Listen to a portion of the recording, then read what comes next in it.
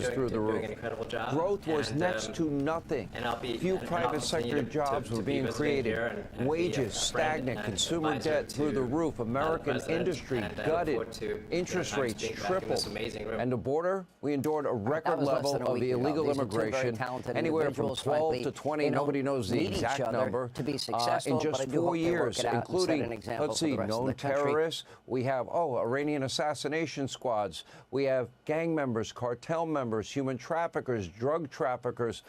We have murderers. We have rapists. We have other violent criminals in this country. all operating inside our country with virtually no fear of deportation under Joe Biden. Overseas, Biden failed to prevent costly new wars on not one but two continents.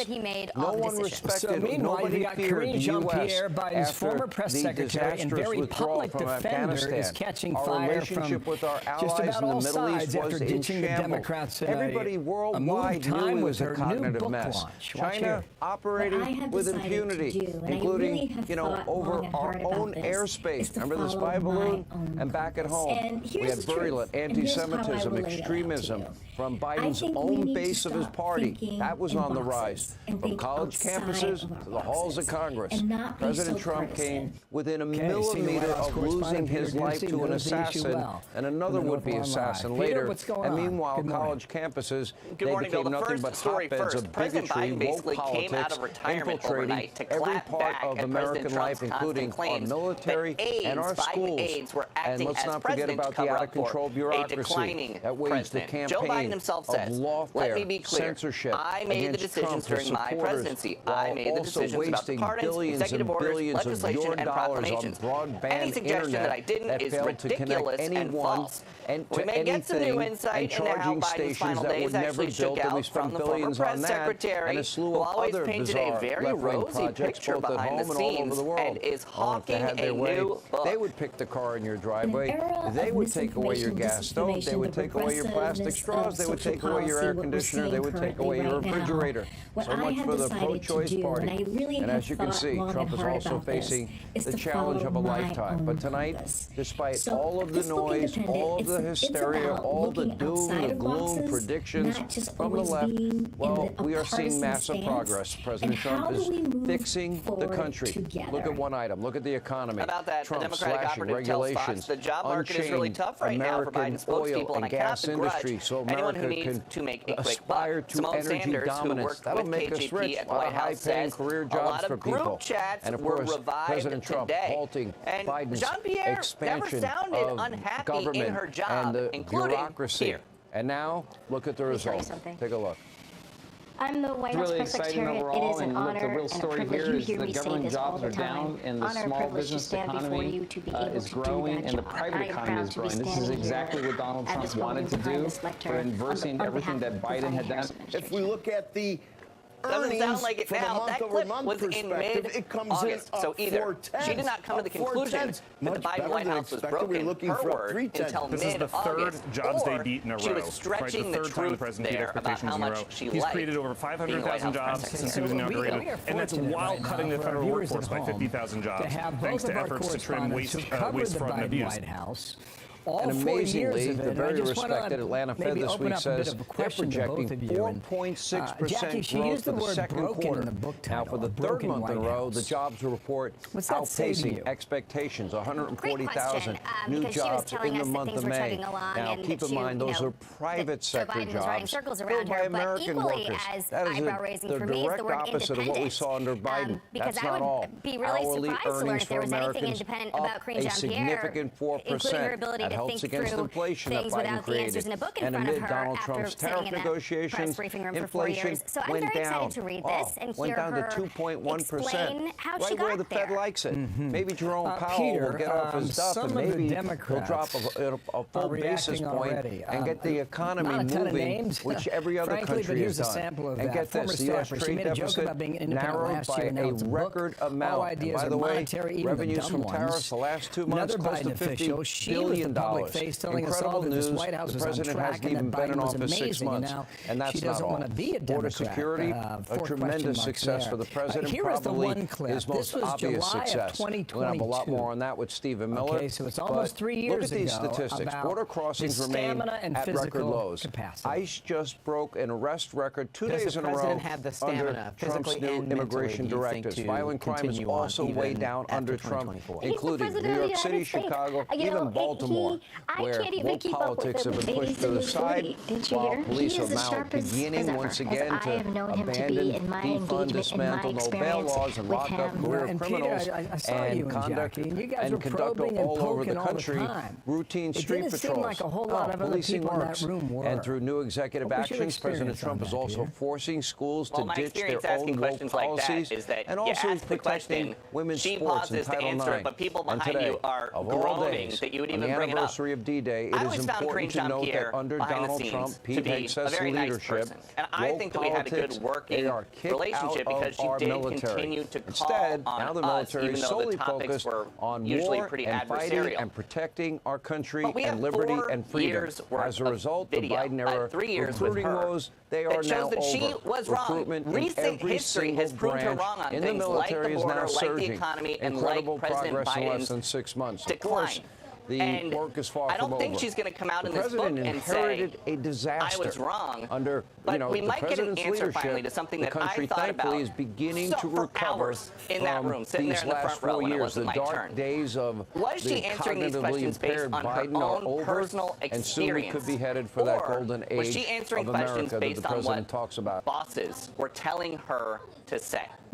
Jackie, what do you think about that? You know, I just think it's interesting that she's saying she wants to, you know, move away from the partisanship of things, because I remember when Karine Jean-Pierre suggested that all the videos of Joe Biden at his worst were cheap fakes and deep fakes and misinformation when they were in fact Medicaid spending. I'll give you a number. We project $200 billion of more money being spent on Medicaid. We already have a healthcare system that spends twice as much on individuals as any other system in the world. So the problem isn't money. The issue is the increased expenditures on Medicaid, which is 50% bigger than it was 5 years ago before the pandemic, is crippling the system. We are hurting Medicaid. The president said, and he's very clear on this, he wants to love and cherish these programs. Our job is to save the system. Very interesting point. Yeah, that was Dr. Oz, who's trying to save Medicaid and Medicare. Now they're talking about some type of reform when it comes to Medicare, which was not going to be touched originally. Meanwhile, working away is his colleague, Dr. Marty McCary, great guest of the show, former Fox News contributor, now FDA commissioner. Dr. McCary, welcome back. Great to be with you, Brian. Thanks. What has been your focus from day one? I noticed you're not looking to color in the lines. You're looking to push the envelope and move this division forward. In what way?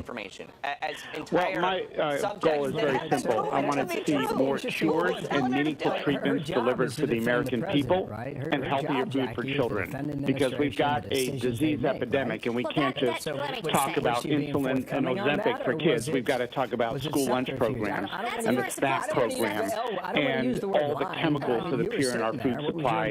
We also have to cut the red tape for our developers and inventors. The new therapies that are in the pipeline, Brian, are amazing. One of the cool things about being head of the FDA is I get to see the stuff that's in development. And it is amazing. Treatments for stage 4 cancers of certain types, childhood blindness, diabetes. You know what she could have done? So I want to see these cures come to market, and to do that, we have to insist on the scientific standards. We can't cut corners on that.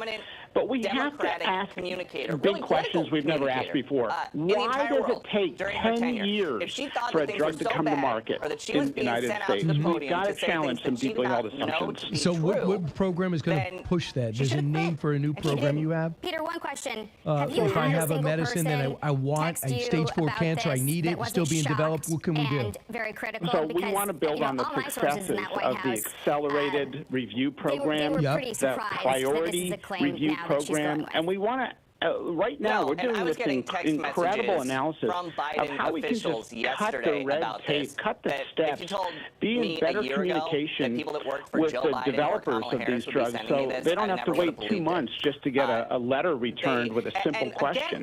So we're looking at running continuous trials. We're looking at reducing animal testing. We made a big announcement on how we don't need animal testing for certain drugs now. We've got computational modeling. We've got laboratory cells that you can test drugs on that are more predictive sometimes.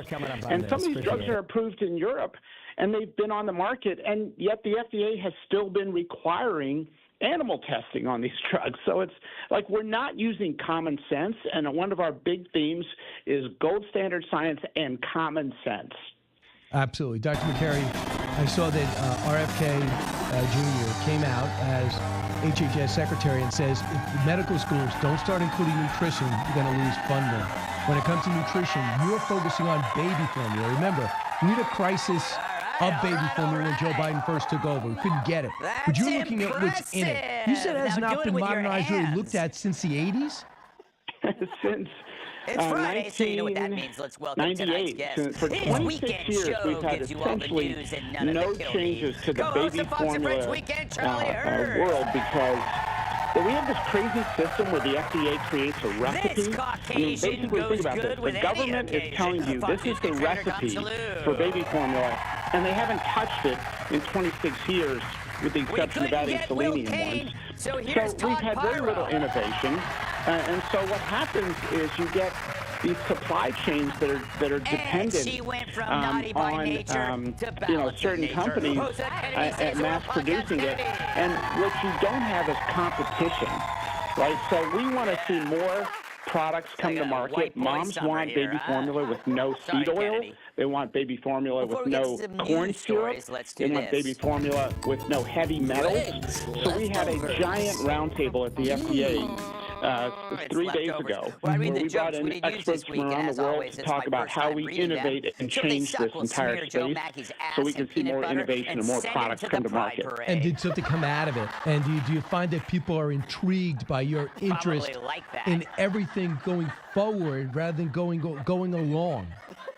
Well, there are some folks at the FDA that say, wait a minute, this is how we've been doing it for decades, That's or right. Pride the Month FDA is still commissioner is underway, never which means in involved New York in City, these all product-related matters. And, historically, this is not how we've done it. Well, it's a new day at the FDA. We have got to modernize the agency. We implemented AI-assisted scientific reviews this week across the agency.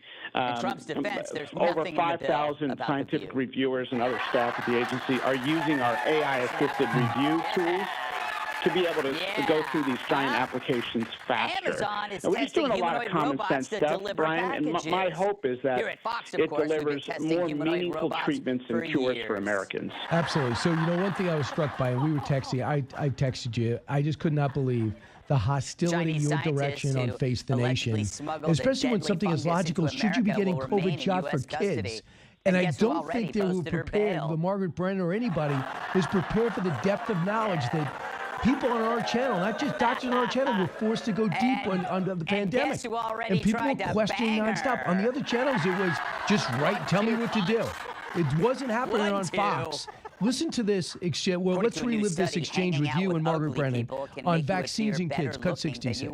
For 88% of American kids, their parents have said no to the COVID shot last season. So the vast majority of Americans are saying no. Maybe they want to see some clinical data as well. Maybe they have concerns about the safety. Crowdsource my health guidance. I want a clear thing, right? You don't go with popularity. You go with, as you're saying, data. And when we so let's see the data. Okay. So the CDC data said 41% of children aged 6 months to 17 years hospitalized with COVID between 2022 and 2024 did not have a known According to a new underlying study, condition. In other words, 99.99% of the Earth's deep ocean floor So, first of all, we know the CDC data is contaminated with a lot of false positives from incidental positive COVID tests with routine testing of every kid that walks in the hospital.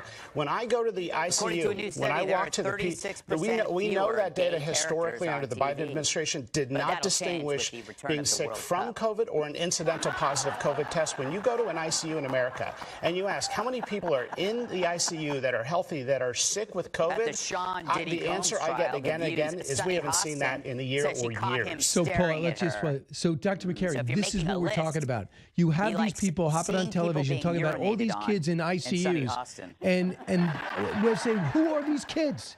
They don't have underlying conditions. So where does the rubber hit the road on this conversation? Speaking of what Sunny, struck you most? Doge's cuts. Well, look, I think you saw the fear machine in full force right there. Americans, the COVID emergency is over. 85% of healthcare workers said no to the COVID shot last year. healthcare workers, Brian. But she doesn't want to crowdsource her health. She doesn't want to crowdsource her health, Dr. McCary. Oh, well, so I mean, what happened to listening to the scientists, right? That 85% healthcare workers said no to the COVID booster last shot. Yeah. We wrote in the New England Journal of Medicine, the head of the vaccine center and myself wrote in the New England Journal of Medicine, our top journal, an evidence-based approach for vaccines in the for COVID vaccines. And we're just saying, look, it's been 4 years since a randomized controlled trial. If vaccines come to us for COVID at the FDA, we want to see a clinical trial showing a benefit. And in the meantime, we're not taking away vaccines for high-risk people or immunosuppressed folks where their doctor thinks it is reasonable. But we're getting back to science. We're not putting a blindfold on at the FDA and rubber stamping COVID shots every year without any clinical updated trial data. And so that's our approach. The government is not your doctor. And I think that's where some people want the government to be your doctor, but when the government is your doctor, it doesn't have a very good track record. So what was your sense when you were sitting across from her? She looked so angry at you.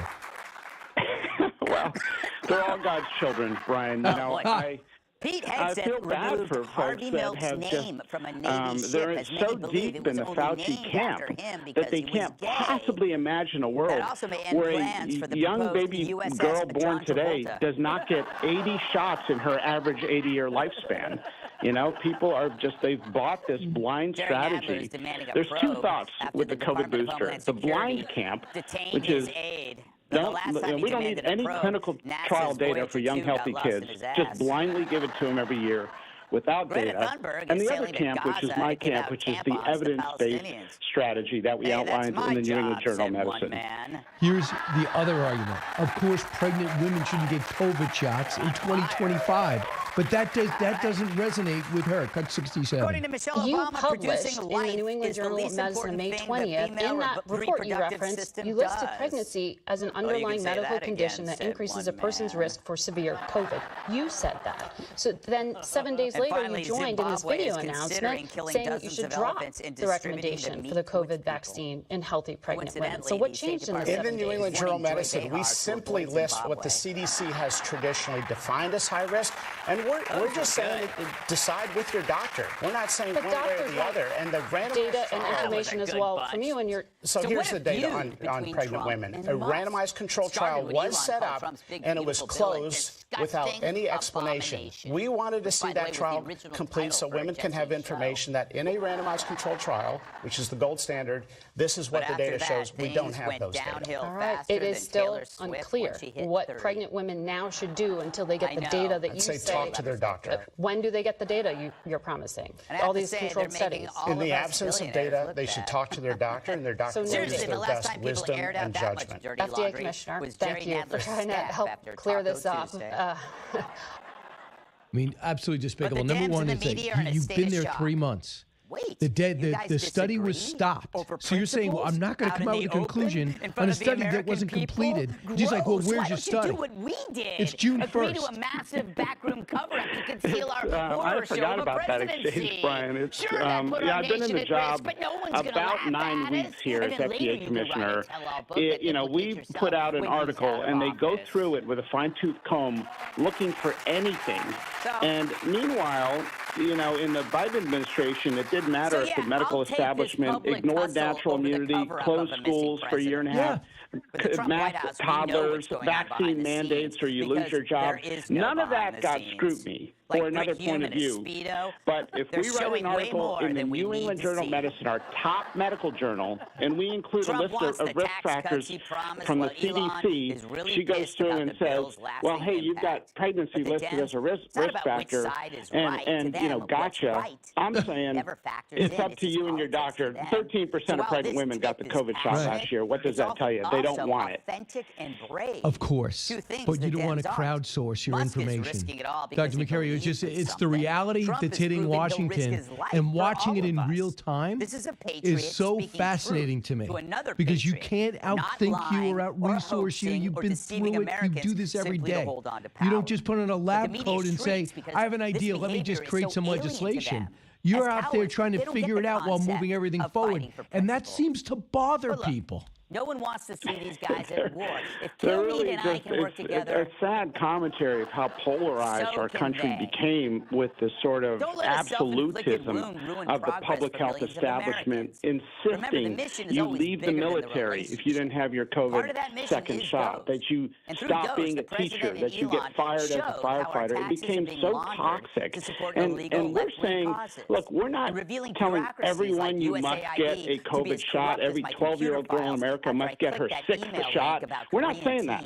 And we're not saying the shots are going to be taken off the market. We're just taking an evidence-based approach in the middle, and we're saying talk to your doctor, and people go bananas on both sides sometimes. And I just love the emphasis everywhere with RFK's team on nutrition. Because it was like, go to a nutritionist or go to a doctor. Can you imagine if you can go to one? And they both had equal passion for what we eat and how your body responds. And then preventive medicine, stem cells, which is coming our way. I'm fascinated by what could happen with you guys in charge. Dr. Marty Makary, thanks so much. Thanks, Brian. Good to be with you. Yeah, you really appreciate it here, even if you're not there. Back in a moment. And every second they spend infighting is a chance for AOC to look slightly less retarded. So I hope this gets settled. But if it doesn't, we will lovingly accept that such disagreements are aired out in the open. We voted for it. And unlike the Dems, we'll take a feud over a fraud any day. All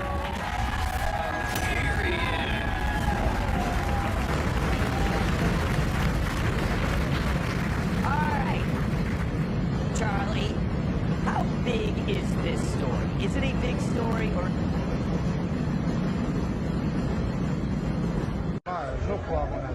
Ve, lo bueno que le dije que no está grabando, ¿sí, no? Mi vecino. Señor, ¿y su esposa qué va a decir?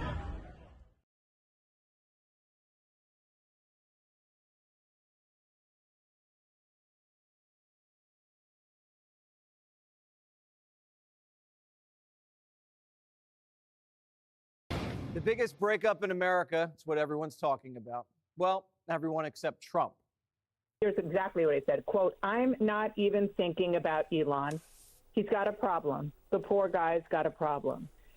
He said he won't be speaking to him for a while, but he said he wishes Elon Musk well. I mean, the blast radius from this fallout is really, really big and very wide. But right now he said he's not interested in that, and he's moving on. I'm moving on. No one ever wants to hear that. Trump just says he's too busy. What's your view on Elon Musk as of today? I mean, have you heard from him at all? Honestly, I've been so busy working on China, working on Russia, working on Iran, working on so many things. I'm not thinking about Elon. On the China. And I just wish him well. 47's planning on getting rid of anything that reminds him of Musk. Remember that shiny red Tesla that Elon sold him? Well, it's getting doged. There is a Tesla there that President Trump bought during a Tesla demo on the South Lawn a few months ago to try to help Elon Musk's business while it was being vandalized. We're told that that Tesla, still sitting there, the red Tesla with Florida tags, is either going to be given away or sold off. But Trump says Elon can keep some of the things he gave him. You gave Elon Musk when you left the White House. It's a valid plea to the White House, to the administration at large. I think that's what. Yeah. Would you like him to give that back? No, I don't take things back. Elon woke up this morning and signaled he'd be open to burying the hatchet. Billionaire hedge fund manager Bill Ackman says they're stronger together than apart. Elon responded saying, "You're not wrong." Elon tried to set up a phone call with Don and maybe work things out. Trump said no, he's not interested. Elon's totally lost it, is what Trump's telling people. He'd rather take anyone else's call. He even picked up the phone when ABC called at the crack of dawn. You call the president on his cell phone at 6:45, he picks up. Yeah, he picked up. Look, there's been reporting out there that the White House is working to put together a call between Elon Musk and Donald Trump to broker some kind of peace. I asked Donald Trump about that. He said he's not particularly interested in talking to Elon Musk. He said Elon wants to talk to him. He's not ready to talk to Musk, who he called a man who has lost his mind. Everyone at the White House chose sides, and not a lot of people sided with Musk. Insiders say we're dealing with someone who's unstable. We saw it coming. We have one president, one person got elected. Some people in the White House say they didn't really like Elon's attitude. People in Trump world feel like the president gave him everything, and he still stabbed him in the back. Quote, the president treated him almost like a son. He invited his family to Christmas dinner. He let him sleep over. He let him walk in and out of meetings. The president went to the max informality to welcome this guy. Trump brought him to UFC fights and rallies. Here they are behind the scenes at MSG. Watch. You want to go on stage, Ed? Yeah. You do? Wow, you're crazy. Is this thing on?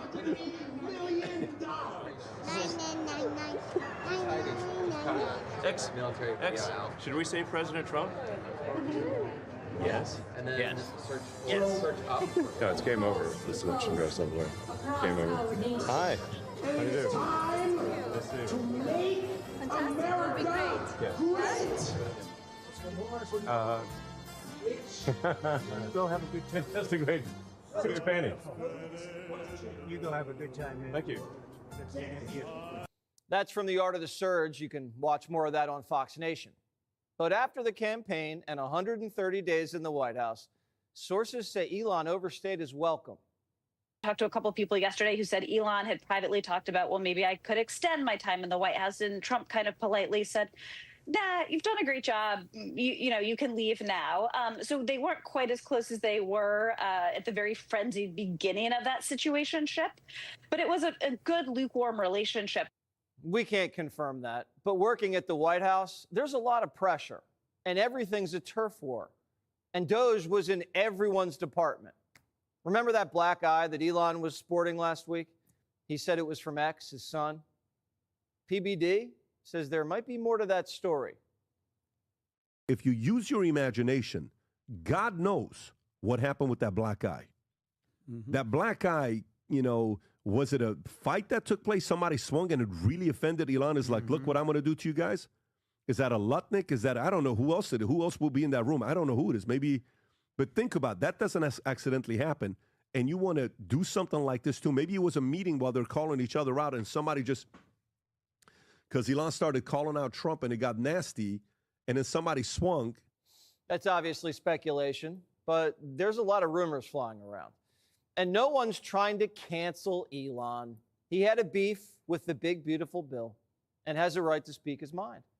He's saying he doesn't want tax relief and he wanted to keep his EV subsidies going. And he thinks we're spending too much. But he had to know, going scorched earth in public the way he did about the centerpiece of the Trump agenda was going to cause a massive earthquake. Republican sources tell us Musk won't be able to kill the bill, but he's killing the whole sales pitch. So they want to move on and pass this beauty by Independence Day. AOC, though, digging the drama. Oh, man, the girls are fighting, aren't they? I would say that this was something that was a long time coming, where we've been seeing that these two huge egos were not long for being together in this world as friends. And so I think this breakup we've been seeing a long time coming, but we'll see what the impacts are of it legislatively. AOC doesn't get it. Republicans are allowed to speak their mind. Democrats, they get handed talking points, and they can't have an opinion. So they're all butting heads about what to do.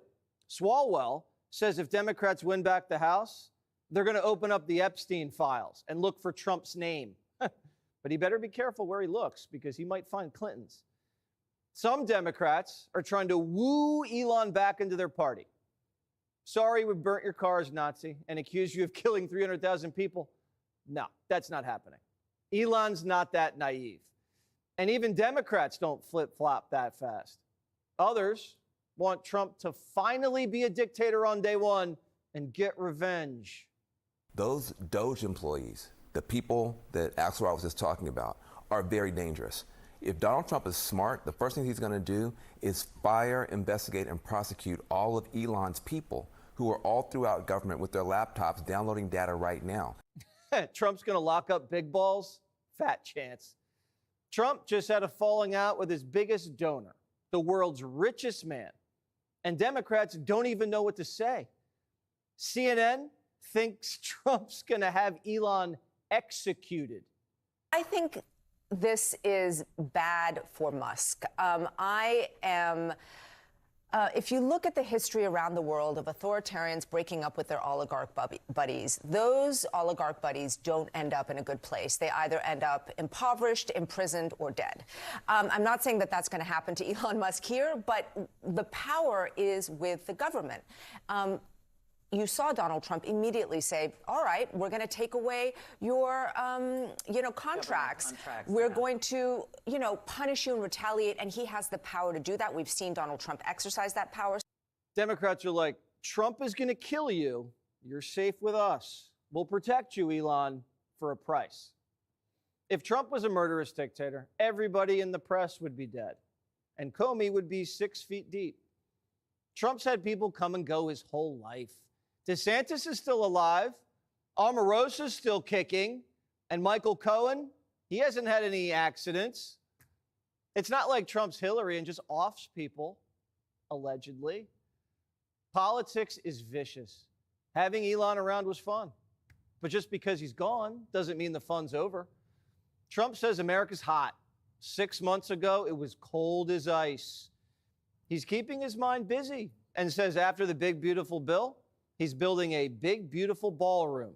Quote, just inspected the site of the new ballroom that'll be built. Compliments of a man known as Donald J. Trump at the White House. For 150 years, presidents and many others have wanted a beautiful ballroom, but it never got built because nobody previously had any knowledge or experience in doing such things. But I do. And these are the fun projects I do while thinking about the world economy, the United States, China, Russia, and lots of other countries, places, and events. It will all be good, maybe even great, depending on who is the president of the USA. Trump's going to throw a party of the century at the White House. And we'll see if Elon makes the cut.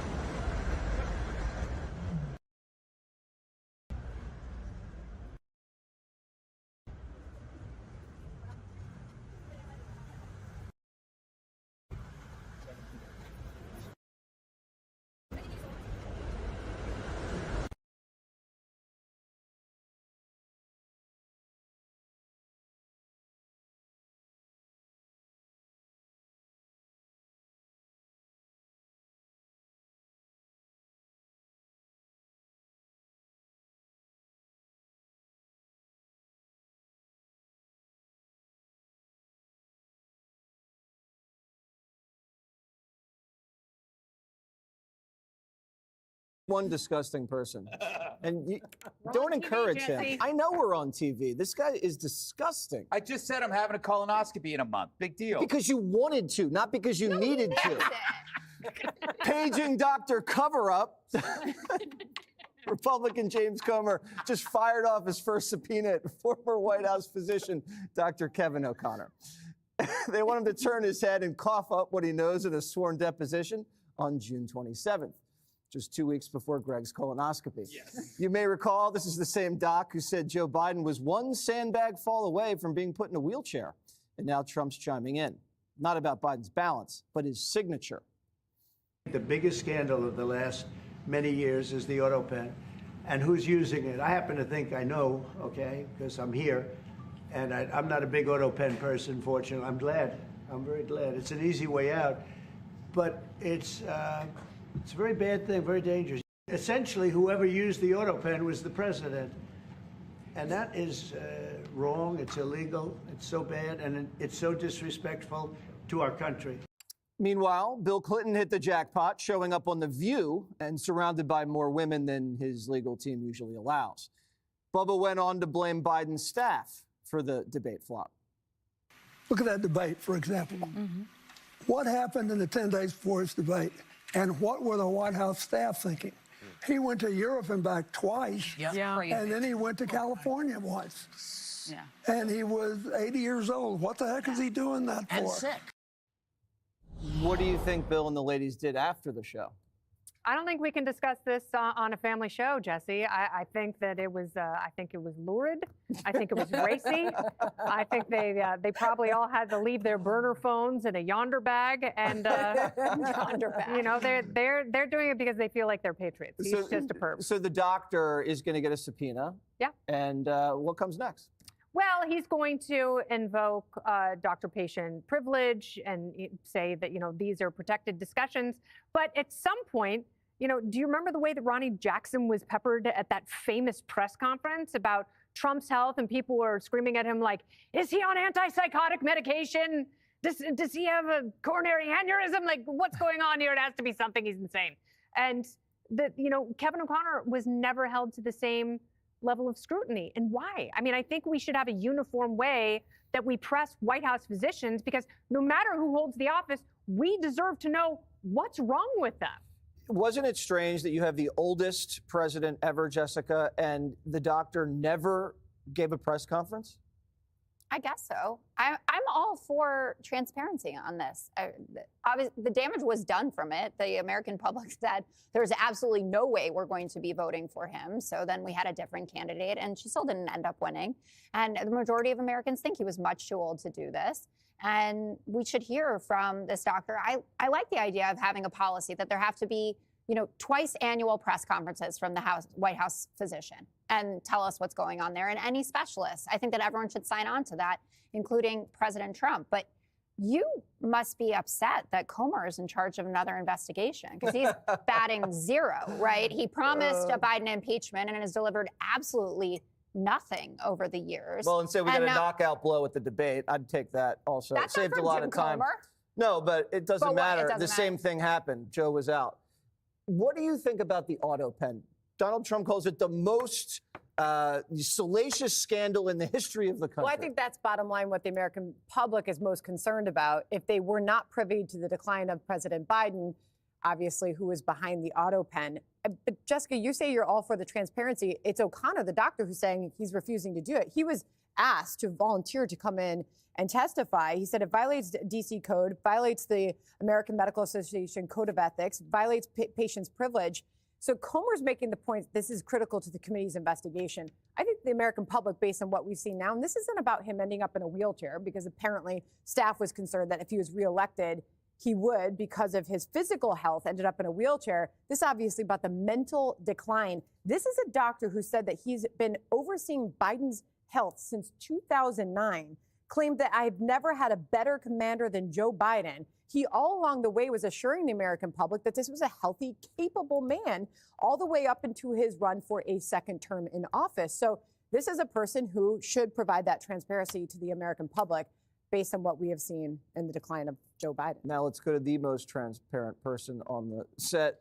What's interesting about The View, it's the only show Hillary lets Bill do, because he knows even he won't bang that crew. To me, you all right there? Yeah. I did that for you.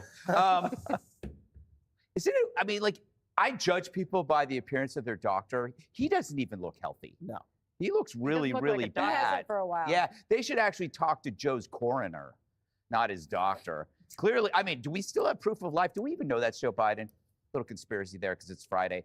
When you look at the state of the world, whether it's the Middle East, Ukraine, and I'll include Mexico, their drug trade, China with fentanyl, this isn't just about a feeble old man. This is about a group of people who covered up the feeble old man, you know, so they could maintain power, and the country went to hell. This makes Watergate look like a jaywalking. So I think, you know, they had a show trial for January 6th, produced by an ABC producer for one day. That blew up in their face. This is not going to be a political stunt. We need to get the attention on what happened because people died because of this cover-up. And just looking at the damage by the border, a crumbling border because of a crumbling president, cause and effect. All right. Amen. Amen. The fastest is up next.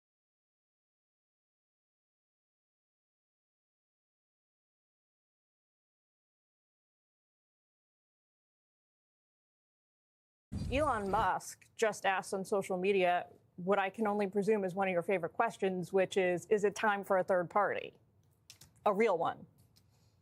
And 80% of respondents said, heck yes, Jillian, because they don't feel like the current status quo is working for them. And that's why the Forward Party continues to grow each and every day. 50% of Americans now say they're independents. If you look at the approval level of the major parties, it's at generational lows. And so the fact that Elon is asking this question has been great for a lot of Americans who are looking up and saying, wait, why don't I feel satisfied with the current options on offer? The country and indeed the world watched in wonder this week as the meltdown many had predicted finally happened. The bromance between President Trump and Elon Musk unraveling in spectacular fashion. A conscious decoupling, as Gwyneth Paltrow might have called it. And as one observer noted, Elon finally found a way to make Twitter fun again. Let's bring in Fox 11 news anchor Alex Michelson and Washington Examiner congressional reporter Samantha Jo Roth. Samantha, I mean, it was a spectacular show to watch play out in real time on X and Truth Social. But have we all spent, as we talk about it for 3 minutes at least more, have we all spent too much time talking about it? I absolutely do not think that we have spent too much time talking about Thank it. We're goodness. talking about two of the most, the biggest people in the conservative movement, Elon Musk and the president. So this was certainly a huge newsworthy moment. We just saw in real time all of this play out. Elon Musk really falling out of favor with the president. He really wore out his welcome, as our reporting has shown, at the White House. And, he's expressing his dislike of this big, beautiful bill while the president is really trying to push it. So, some people think that we're paying too much attention to it, but I think that, it is definitely worth paying attention to when these two titans are really going at it. And Alex, really impossible to ignore. There are big, important things going on in the country, in the world, but you can't turn away from this train wreck. Well, and it also has big influence. It's not just a reality show. You think about the space program. You think about electric cars. You think about all the different ways that they're interconnected. And Elon Musk may talk about the idea of a third party, but that is almost impossible to imagine, a third party getting to 270 electoral votes. The most popular third party candidate ever was Theodore Roosevelt 100 years ago. The guy had been president and was literally on Mount Rushmore. He won 6 states. No other third-party candidate has won any states. Ross Perot won 0 states. So we're basically stuck with a two-party system. The one thing that both parties agree with, they don't want third parties. And Samantha Jo, Elon has really got nowhere to go now. I don't think he's winning back the liberals. I don't think Teslas are suddenly going to become as popular as they were again. And now he's lost at least the MAGA wing of the conservatives.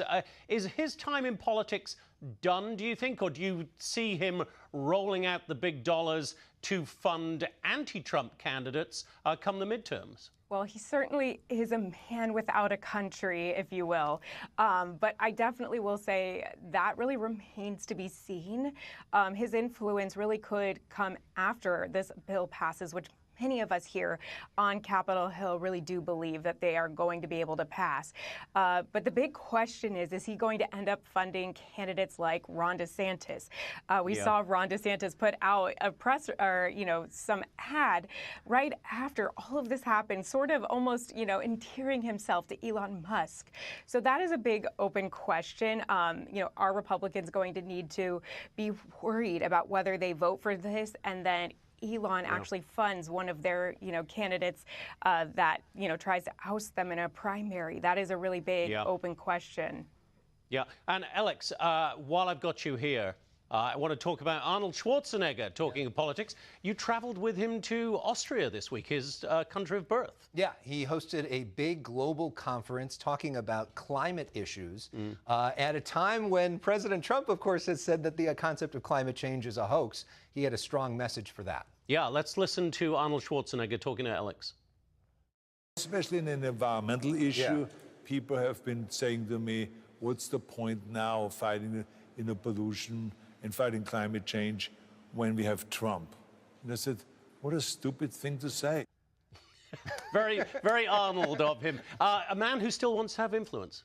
And does have influence. He brought together people from 60 different countries in Austria this week, saying to them, state, local governments, individuals, corporations, you all have agency to deal with what he calls the issue of fighting pollution. He thinks the word climate change doesn't really make sense, that we all have a part to play in that. And, he's trying to bring people together as well. But it's a tough time on that issue right now. And that was very clear for a lot of the folks there. For sure. Alex, great to see you. Thank you for bringing us that exclusive chat with Arnold. And Samantha Joe, thank you so much for being here. Have a wonderful weekend.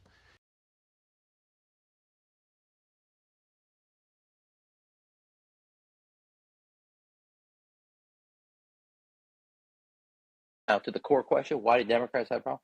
Because we're punks. And we talk like, not only talk like punks, we talk down to people. We get caught up in a set of issues that aren't relevant. Think about all this about transgender and sports, etc. This is crazy. As I said in education, we have the worst reading scores and math scores in 30 years, and we're arguing about bathrooms and locker rooms and not the classroom.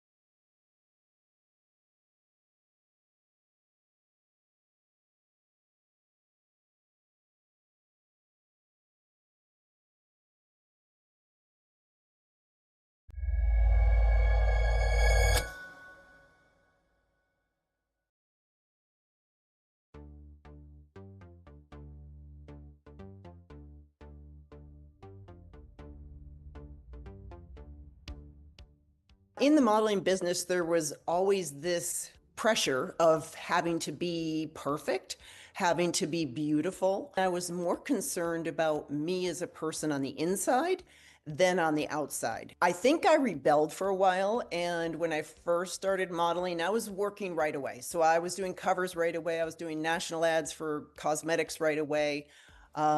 So for me, it was fast and furious. And I remember all I wanted was jeans and a t-shirt and wash my face and put my hair in a ponytail. And the only thing I did for myself is I wore a strand of pearls. I just was Miss Natural, and it was hard for me because the business didn't want that. They wanted you to act and be a different way. And so it was a big tear and pull inside my being, trying to figure out, is that okay? Or am I supposed to be that way? Or is it okay to be the way I'm at? Slowly, as I got more successful, people started to appreciate or accept the way I went about things. Talking about cosmetic procedures, I have not had any work done on my face. I am a big believer in staying as natural as possible. I accept and enjoy my wrinkles. I am not here to prove anything. I'm going to be 65 in a month. I am what I am, and I earned them. I do try to look as good as possible. I think we all do. Although there's some days where I don't. I just wear my hair in a ponytail and I don't put makeup on. And I'm still a human being and I'm still me. And I have to learn to love and accept myself the way I am. I don't disparage other women from doing things. And if they feel comfortable, that's fine. Women get very, very protective, I think, of what they choose to do. And when I say I don't want to have any procedures, sometimes it makes them very defensive. And I'm not here to do that. I'm here to set an example of here's how you can look at 65. And if you want to join me, fine. If not, do your own thing. At the age of 20, I discovered running. And to prove that I was an athlete, I ran 8 marathons. And now that I think when I turned about 62, 63, my knee started acting up and a doctor benched me. And so I had to look around and say, okay, Kim, you don't want to go back in the pool because that's just staring at a black line all the time. And I do go once in a while, but going in a pool kind of messes up my golf game. And I do a lot of golf charity events and it kind of messes with my shoulders. So anyway, so I've learned to go biking or rowing at the club or the elliptical or taking a class. I do free weights and I love my little dumbbells and I go in with all the guys over at the guys section at the gym and I do my dumbbell routine of keeping my upper body strong. My husband and I do leg workouts together maybe once every week or 2 weeks. And so those things, and even just getting out every day and walking my dog. I love being outside. Being in Sports Illustrated for the swimsuits was really great. Number one, I grew up swimming, so I was comfortable in a swimsuit. And when I got interviewed, I sat there in jeans and a t-shirt in a New York City office and got the job without having to expose my body type thing. So for me, being outdoors and being athletic and being in a swimsuit was right up my alley. And when I started to get feedback from men, I think was when I realized, I'm hitting a different population. It's not just the women who are looking at the fashion magazines. It's now men who are noticing.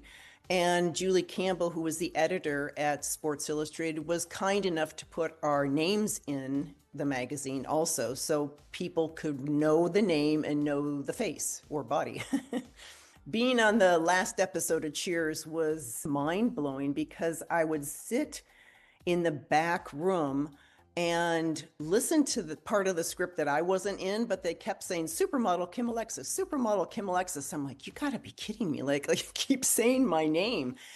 And it was like free promotion. So to me, that was a blast. I enjoyed seeing what you see in your living room on your TV, and then you step into that world on that set was really special. So it was a blast. I had everyone sign the script cover of my script, and so I still have that. It's very special to me. So for people who don't want to look their age, number one, I think it's a mindset. If you're joyful about life and grateful and kind and giving to other people, I think you have a spark and an attraction that other people want to see. And I think that keeps you younger. I think maybe it doesn't stop the wrinkles, but people are more willing to see, oh, that's just gracious on her, or she wears her age well. It's not just literally how you look on the outside. To me, beauty starts from the inside. And you have to be happy with yourself, happy with your life, and really looking at other people and helping them versus worrying about yourself all the time.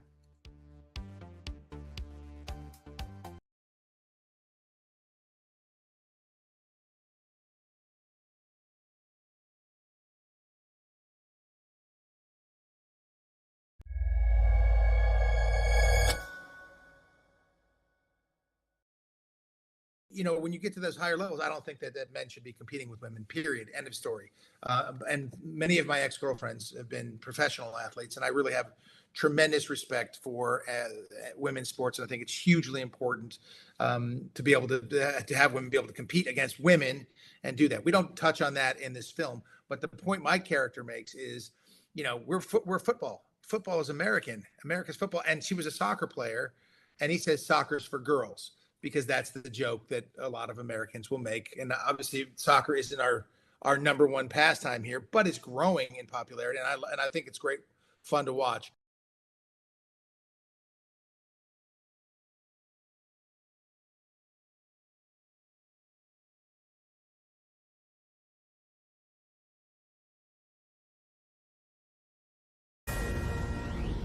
Well, it's been almost 24 hours since President Trump and Elon Musk's bitter public feud began. Both men quick to throw punches. Trump saying that Elon Musk was wearing thin, among other things. And Musk claims that Trump couldn't have won the election without him. There's some Epstein insinuations and even more.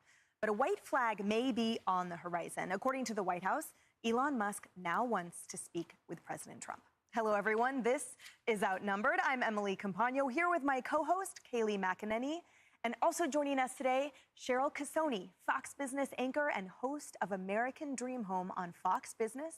Marie Harf, Fox News contributor and former State Department spokesperson under President Obama. And Tom Shalhoub, Fox News contributor and Fox Nation host. Now, first, let's go to senior White House correspondent Peter Doocy, who is live outside the White House with the latest on this very public feud. Peter. And Emily, we are here outside the White House. We have something that we don't usually have when we join you from the North Lawn. We have a live picture of the driveway that is in between the White House and the EEOB. Okay, you see right there, red Tesla with Florida tags. We can report today that this Tesla that President Trump bought for staff to use as part of a South Lawn demo to help Tesla. The plan is now for it to be given away or sold. Musk might talk to White House aides later on today, but officials here are not tracking any kind of a call with the president. I'd rather have him criticize me than the bill because the bill is incredible. You know, Elon's upset because we took the EV mandate. Elon and I had a great relationship. I don't know if we will anymore. This was the lowest blow from Musk. He said, without me, Trump would have lost the election. Dems would control the House and Republicans would be 51-49 in the Senate. After some back and forth, the president eventually said, the easiest way to save money in our budget, billions and billions of dollars, is to terminate Elon's governmental subsidies and contracts. I was always surprised that Biden didn't do it. Accusations also flew around about the Epstein list, and the closest thing to a detente was Musk writing, "You're not wrong," in response to billionaire Bill Ackman, who posted, I support Donald Trump and Elon Musk, and they should make peace for the benefit of our great country. We are much stronger together than apart.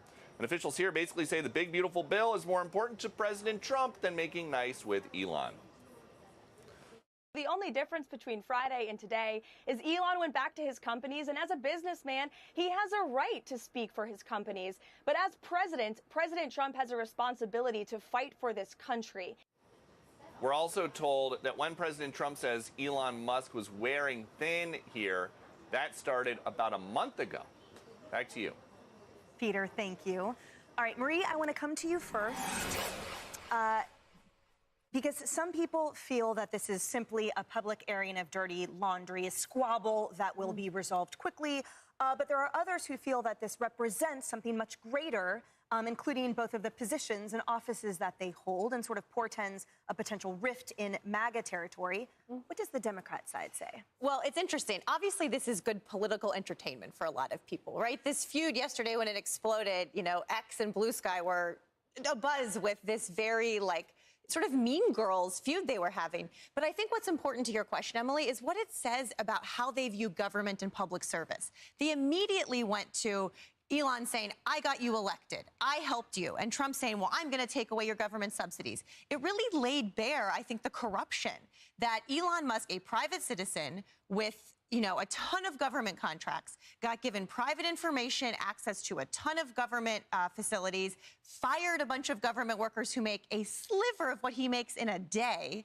And now he's threatening to cut off, Donald Trump from his campaign contributions.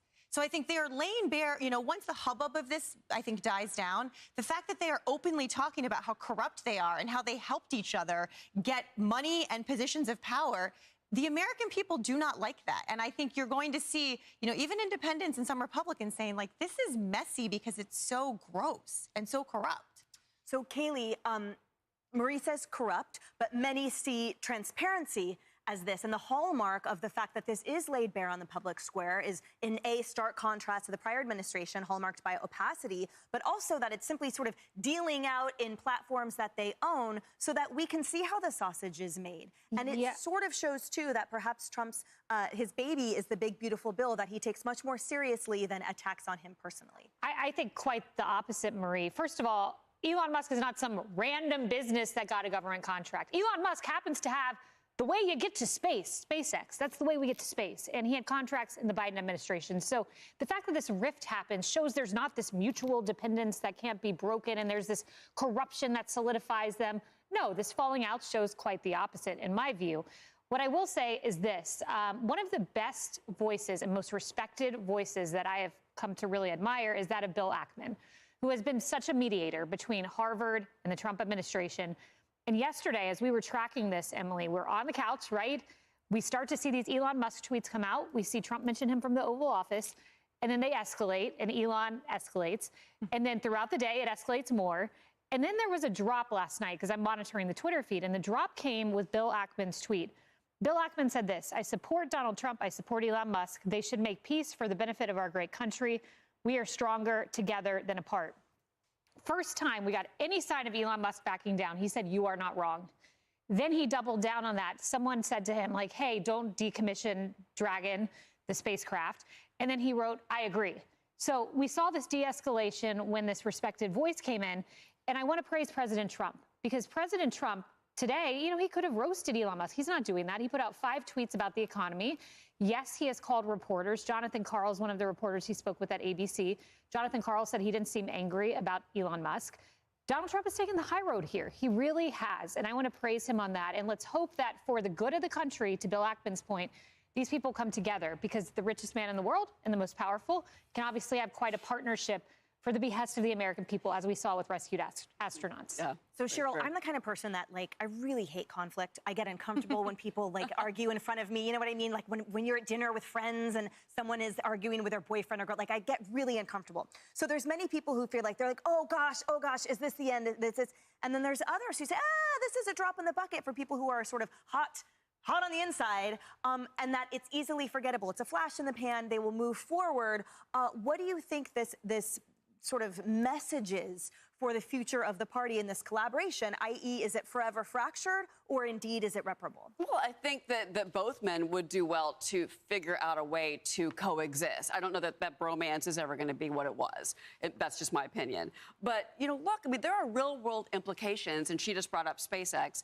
I mean, look, Tesla stock erased 14% yesterday on all of this. That was $152 billion in market value for that company. You know, a lot of people own Tesla stock in their 401k. Note to self. The other thing here, and the Wall Street Journal mentions this, is they call it the Trump-Musk War of the Roses. And this is the editorial board. But they say the political allies will both lose in this nasty divorce. Look, Elon Musk is not going to get those EV mandates back into the big, beautiful bill. He knew that, obviously. I'm sure he wasn't happy about it. But at the end of the day, I'm not sure that his ire needs to be at Donald Trump, maybe directed at Congress. They're the ones that are not heeding the work of Doge. And you know what? Look, I'm a numbers person. You know me, I'm a geek. If I spent that much time and I brought an entire staff of people that I trusted and believed in, which is what Musk did, to work on Doge to find government waste and fraud and to figure out a way to have a fiscally conservative and responsible government, I'm a fiscally conservative type of gal, I'd be furious too. So I'm not sure that Musk's ire was sent in the correct place. But I think that Bill Ackman is right. Let's bury the hatchet. Let's move on and move past this. Tom, I noticed that yesterday in the press conference with the German chancellor, what wasn't answered, at least not to my understanding, I might have missed it, but a reporter asked the president if Elon Musk had raised concerns privately before going public with his concerns about the bill. And I don't think, at least from what I saw, that we got an answer on that. So do you think that matters in this? And do you think the White House stating that there isn't a call scheduled today, there's no plan to speak with Elon Musk today, that sort of is sending a message in and of itself? You know what? You burned me publicly. You can sit tight for a minute. I'll get to you when I can, especially on the 81st anniversary of D-Day. Yes, and you don't need to make up right away, and I think Trump knows that.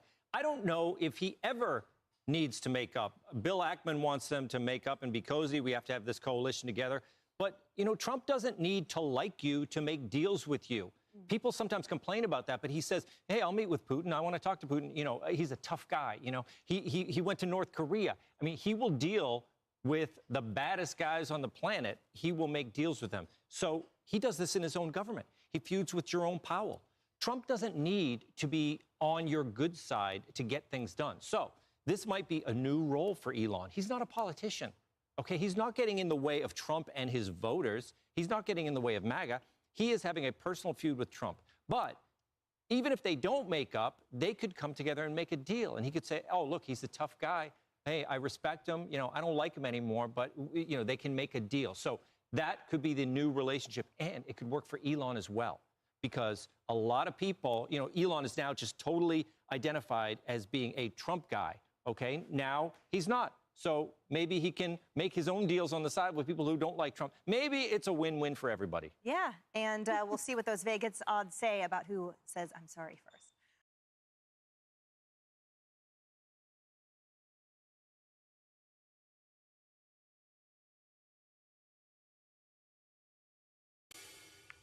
Welcome back. A Homeland Security task force, take a look at that, seizing nearly 4 tons of methamphetamine out in San Diego this week. It happened at a border checkpoint. The 3 men who are charged in the incident, all in the U.S. legally, according to government records. One a felon convicted of spousal battery, false imprisonment.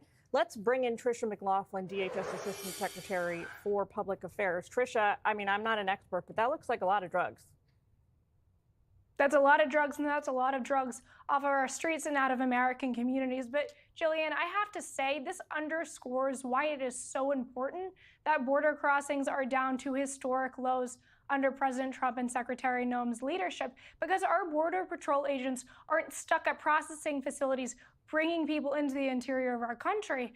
Instead, they're actually out on the field, stopping cartels, stopping these CCP-backed groups who are trying to bring illicit drugs into our country. Actually, earlier today, President Sheinbaum of Mexico announced that fentanyl trafficking was down 40% since President Trump took office. Think of the number of families that's saving, the number of lives that's saving in this country. We're getting brand new reporting into the newsroom now. There is chatter that Kilmar Abrego Garcia is headed back to the U.S. now to face criminal charges. The man who the Supreme Court determined was, wrongfully deported and sent to El Salvador. What can you tell us? Jillian, I'm not going to get ahead of the Department of Justice or ahead of the Attorney General, but what I will say is that we have been saying for months at the Department of Homeland Security is that Kilmar Abrego Garcia is not some innocent Maryland father, as the media had liked to portray him. He is an MS-13 gang member. He was involved in human trafficking. He was involved in labor trafficking. And by his own wife's testimony, he also is a wife beater. This is not somebody that we want in our country. He is from El Salvador, and that is where he should end up. But I'll leave it to the Department of Justice to announce anything further at this time. Okay, let's go back to the drug bust for a second. Talk to us about how you guys kind of does this something that just unfolds in real time and agents have to deal with it? Or is it something that you kind of prepare for and strategize over for a long time before you execute?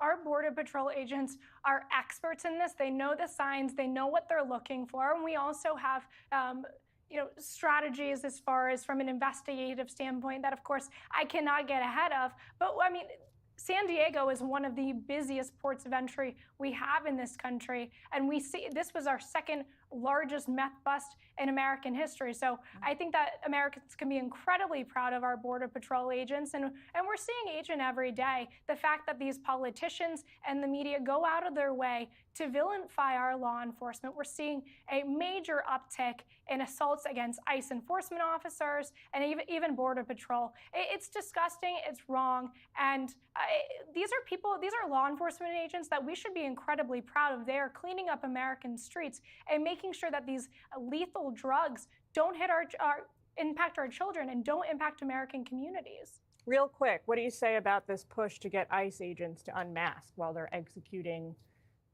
detentions like the one on our screen right now? I think think Hakeem Jeffries and AOC and Tim Walz are giving really a hall pass to these violent activists who are trying to dox our ICE enforcement agents. As I said before, our ICE officers are facing a 400% increase in violent assaults against them.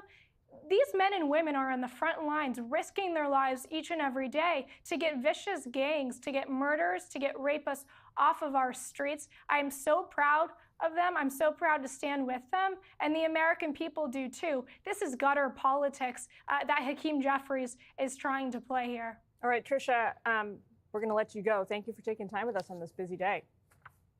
Thanks for having me. You bet.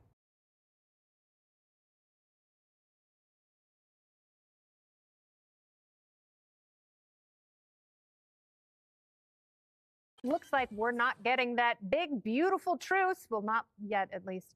President Trump telling Bret Baier today that he is not interested in talking to Elon Musk and that, quote, Elon's totally lost it. And like any breakup, he's giving his stuff back. President Trump is thinking about selling the Tesla he purchased back when he was trying to help promote Elon Musk's company. It has been parked for 3 months at the White House. However, the commander-in-chief was taking calls this morning, just not from Elon. Watch. You call the president on his cell phone at 6:45, he picks up. He said Elon wants to talk to him. He's not ready to talk to Musk, who he called a man who has lost his mind. Someone who just got off the phone with the president. CNN chief political correspondent Dana Bash joins us now by phone. Dana, what did he tell you? Good morning, John. Well, he said that he's, quote, well, here's exactly what he said, quote, I'm not even thinking about Elon. He's got a problem. The poor guy's got a problem. He said he won't be speaking to him for a while, but he said he wishes Elon Musk well. But some Democrats are split on the big, beautiful breakup. One lawmaker warming up to the idea of bringing Musk back into the tent. But others, like AOC, were spiking the football. Oh, man, the girls are fighting, aren't they? If Donald Trump is smart, the first thing he's going to do is fire, investigate, and prosecute all of Elon's people. Democrats have to be a big tent party. And the way we do that is by bringing in people like Elon Musk and anyone else who would be open to the idea of competent government. The Dems, we've been dumping all over Musk and vandalizing Teslas or whatever, and now suddenly we might be more back into him. So, Jessica, is it okay for Democrats to dust off their Teslas and start driving them again? Yeah, totally. I think it was okay for you to keep doing it. I did see one on the Merritt Parkway where they had, you know, like the Tesla sign is a T, but it said resist. So it was like resist on it. So it was a combination of I don't like you, but also this is a peak performance car and I love it. I personally am a fan of Teslas. I love how Trump called everyone to say, I'm not thinking about Elon Musk, like classic. You just got dumped, Dana Bash. Yeah, totally. You know, all my speed dials, like, hey, Brett, I'm not thinking about him at all. What's going on with you? It was, he called, I don't know, something was in my ear. Brett called him. Okay. Anyway, Trump wants to talk about it. He's upset about it. He's answering the phone. He doesn't sleep and he loves the phone. So this all makes sense. Has It's he kind ever of a called perfect you? storm. Definitely not. Do you have his number? No, but I'm sure other people at the table could help me out if I Jesse, needed to do you find have out. his number? No comment. Okay. So this is all fun, right? Like the Real Housewives of the Oval Office. And yesterday I was having a great time, you know, wonderful meme day. Twitter's got its groove back, all of that.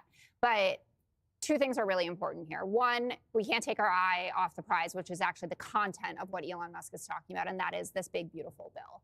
So he's upset because personally it's an attack on his companies because of getting rid of the energy credits. But he's right about ballooning the deficit. He is right about that you don't need those kinds of tax cuts. And he's right, and others as well, that you're going to be throwing millions of people off of their health insurance. The other part of this, and I heard it all the time, you know, well, it's so amazing, you know, we have a transparent administration back in office and we're respected around the world. It is the exact opposite. We are the laughingstock of the world. Literally, the internet across the globe is making fun of America. No, not the internet making fun of America. I don't think I'm going to sleep tonight. I'm not just saying like random like big balls accounts. I'm talking about like Medvedev, all of the Russians, everyone in the government. Medvedev was tweeting about this? Well, if this were reversed, you would be making so much fun of. No, it couldn't actually. We couldn't possibly be No, it this can't be. It's immature. impossible to be reversed. It's impossible. It because also has real you guys don't do implications for the way the anything country- in front of other people. You did 5 years You said Joe of Biden a basically died in massive front of everyone. deception entirely designed How to can you trick a defend country. this?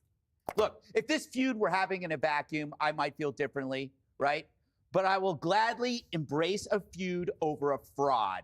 This isn't a backroom cover-up of a horror show of a presidency. It's not a massive deception engineered to trick a country. This is an open quarrel between patriots. One who's risking his empire and another who risked his life, both for this country. And we understand it. We understand what's going on here. But the Dems don't.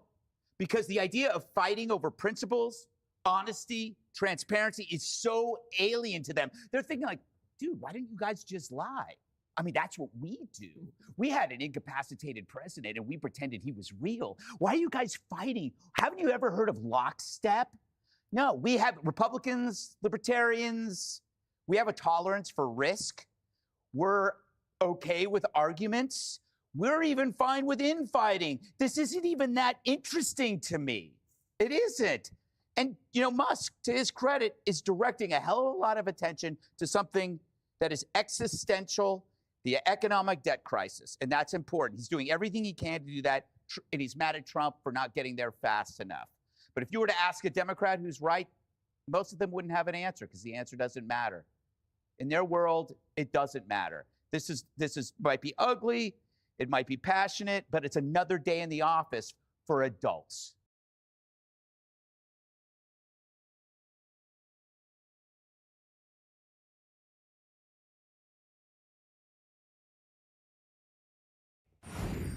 Well, fears of malicious Chinese activity inside the U.S. are on the rise after the arrest of 2 Chinese nationals accused of smuggling a dangerous pathogen into the U.S. Let's bring in the nation's first drug czar, former Education Secretary, Fox News contributor, and as always, the smartest man in the room, Bill Bennett. Bill, it's great to have you on the show. You, for years, Bill, have been talking about the ramifications of having Chinese students coming into this country. What do you think about the prospect of banning Chinese students altogether, Bill? Well, I think it's a very serious proposal. Needs to be looked at. Look, here's what you need to realize. I mean, we have this dramatic example in Michigan that you just mentioned, the pathogens brought in and if released into our crops. You're talking about agri-terrorism. In Chinese law, every Chinese student from the People's Republic of China who comes to the U.S., and there are about 300,000 of them, is by law an agent of the state and responsible to report what they see and hear and what is in the air, what discussions are going on, what they find out in laboratories, et cetera. That's a very dangerous situation. So Secretary of State Rubio says maybe we're going to ban them all. I think certainly more scrutiny. This is going to have ramifications too at the universities. A lot of these universities are 1/3, 1/4 Chinese students, full tuition paying. It's a big deal. Yeah, it is a big deal. Meantime, you talk about, you know, Bill Bennett being the first drug czar of this nation. The fentanyl numbers, Bill, way down. I mean, you know, they're still working on numbers, but the seizures are down. The number of deaths are down across the board. As you go back to your days as the drug czar, this has got to make you feel elated and proud that this is happening. The border's secured. The cartels are on their heels. What's your response? No, it's very good. I remember when we talked about supply, cutting the supply, because when you cut the supply, you raise the price of drugs. They're harder to get, and so you have fewer addicts. This is what's happened. Some people were puzzled. How did this happen? Well, obviously, when the president closed the border, there weren't all these thousands, millions of people to carry this stuff across as mules. So that's part of the reason it happened. It also is the case, as you mentioned, pressure on the cartels.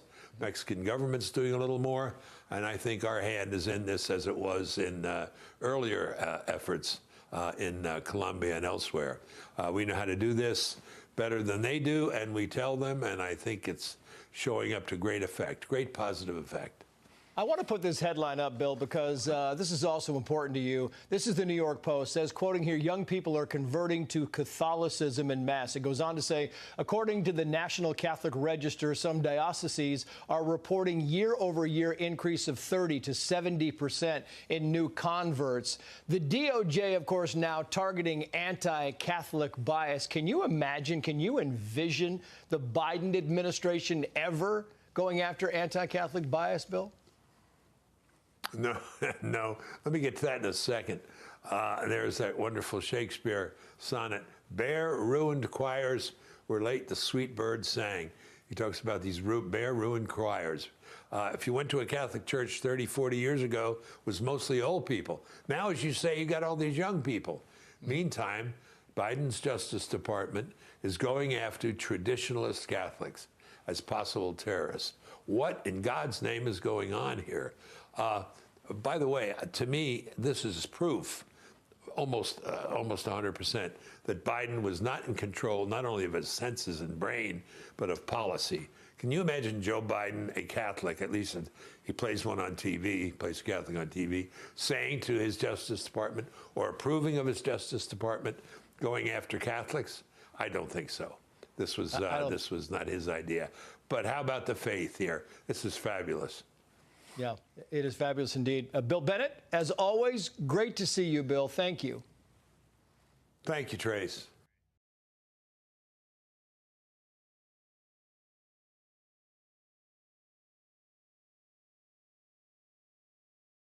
The House Oversight Committee says it's officially sent one subpoena, and this one goes to President Biden's former physician, Dr. Kevin O'Connor. He's refused to partake in a voluntary interview. And now Oversight Chairman James Comer is demanding he appear for a formal deposition on June 27th, where O'Connor will face questions on Biden's mental acuity during those depositions, presumably. And Republicans will likely focus on these statements made after Biden's annual checkups.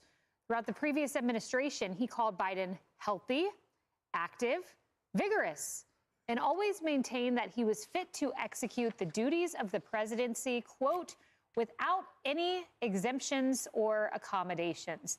So those were the forward-facing statements, but let's look at some of the statements from the book that Alex Thompson put together. Marie, here's one of them.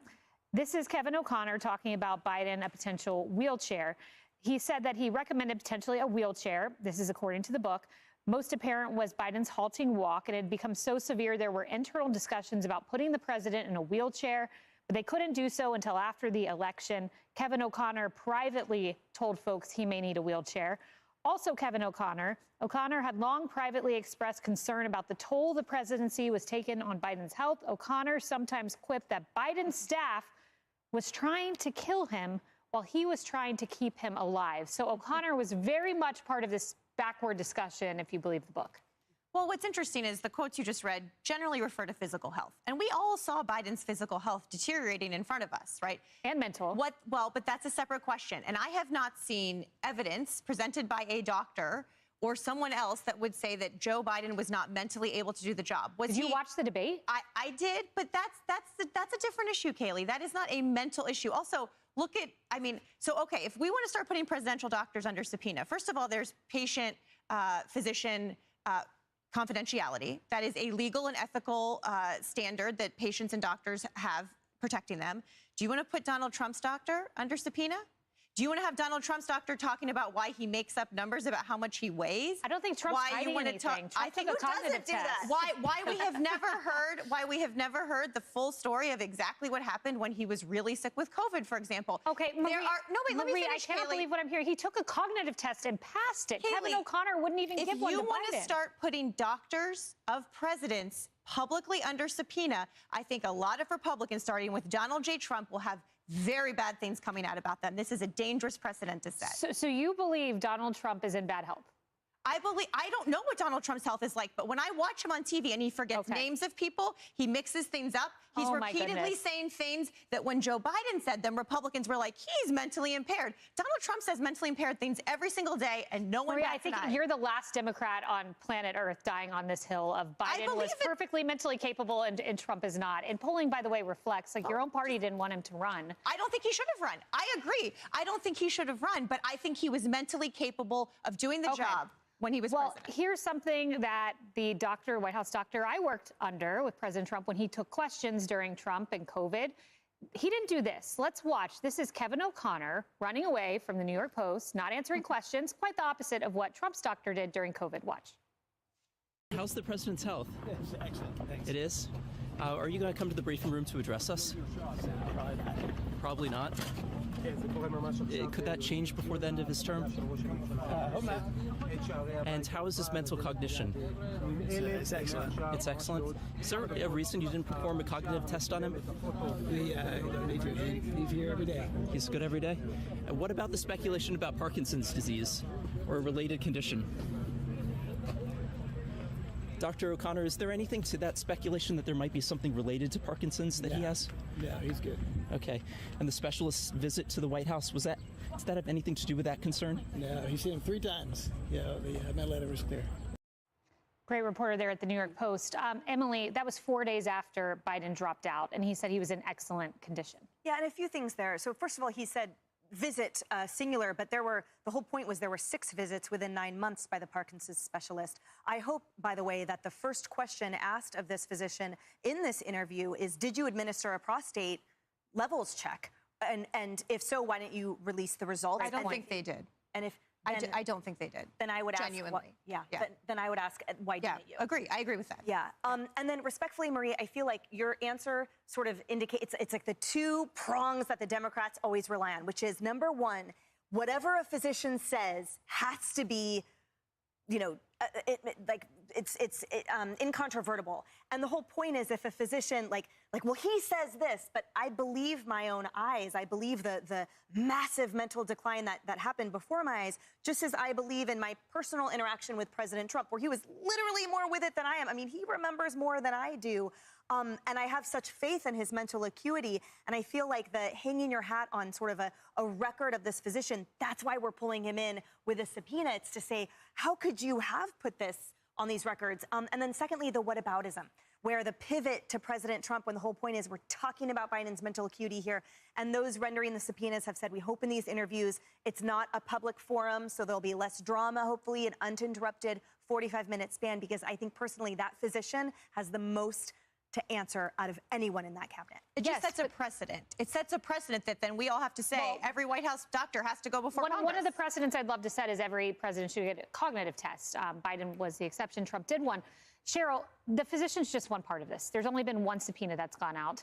There's also going to be potentially subpoenas to Biden's aides, but I think it's much bigger than that. I want to hear from generals in the Situation Room. Yeah. I want to hear about national security decisions. That has nothing to do with the auto pen, but those are honestly the situations I care about most, where we lost troops overseas, and I want to know about the mental capacity there. There are national security implications if you indeed do have a president, the commander-in-chief, that is impaired, whether that is physical health, whether it is a cancer diagnosis that was hidden or not detected by said doctor, who knows, or by the fact that we did see with our own eyes, and I'm glad you pointed that out, and now the Democrats are admitting that, thank you, Jake Tapper, that we saw a mentally impaired. We saw a mentally, physically impaired president that was sleeping a lot, as we have now learned at his time in Camp David when he was prepping for the debate, after going to Italy, after going to the G7. I'm sure y'all talked about Bill Clinton on The View and how he was saying, well, his staff, that was their fault.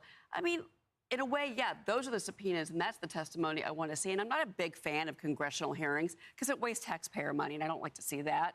But at the same time, I think we do need answers because of the national security implications of having a impaired commander-in-chief, whatever that impairment is, guys. Yep, Tom. Yeah, I think that, I agree, Cheryl. I don't want to see subpoenas.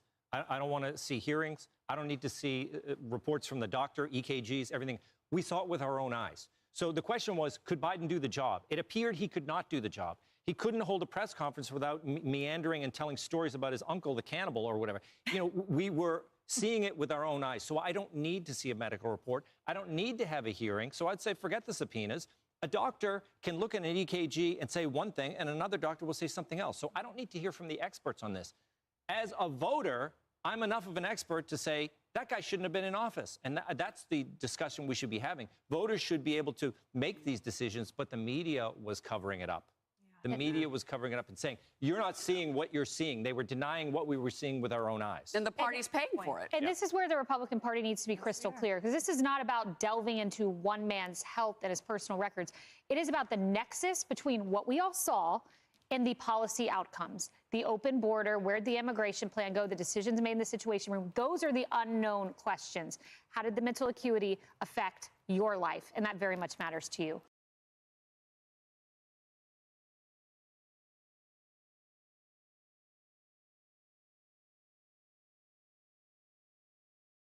Speaker of the House, Mike Johnson, is here. All right, Speaker, is Elon going to derail the big, beautiful bill? Absolutely not. Look, we are feeling the same energy that the president is. He's leading. He's delivering on his promises, and we all are. The big, beautiful bill is basically all those campaign speeches reduced to legislation. That's what it is. That's how important it is. Think of what's in this.